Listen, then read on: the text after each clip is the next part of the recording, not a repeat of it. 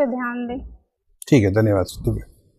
दिव्या, आप सर से बातचीत करते हुए लगातार बोल रही हैं कि हमें इंडस्ट्रीज़ की जगह रिन्यूएबल सोर्सेज पे ध्यान देना चाहिए। आपने इलेक्ट्रिक व्हीकल्स का भी मेंशन किया।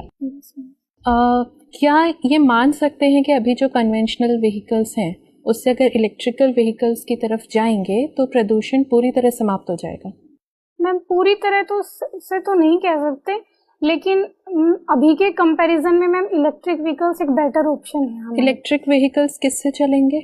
मैम विद्युत से। विद्युत कैसे उत्पन्न होती है?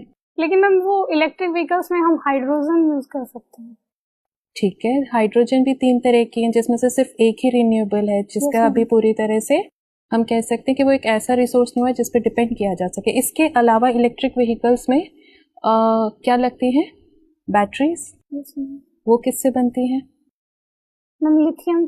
और लिथियम एक तरीके का प्रदूषण का सोर्स नहीं होगा?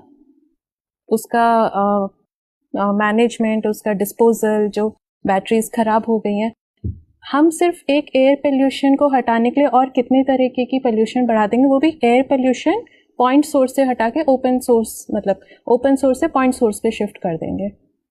तो आपको लगता है कि सच में हम प्रदूषण की तरफ संवेदनशील हैं?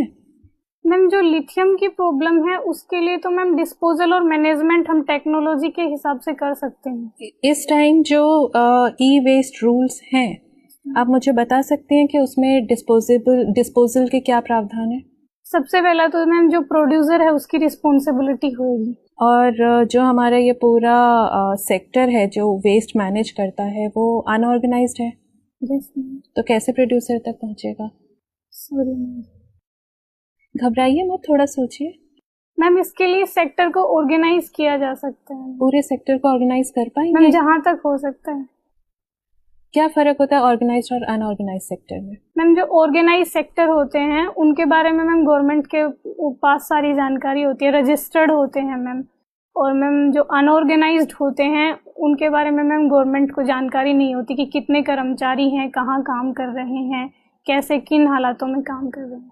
चलिए ठीक है, ये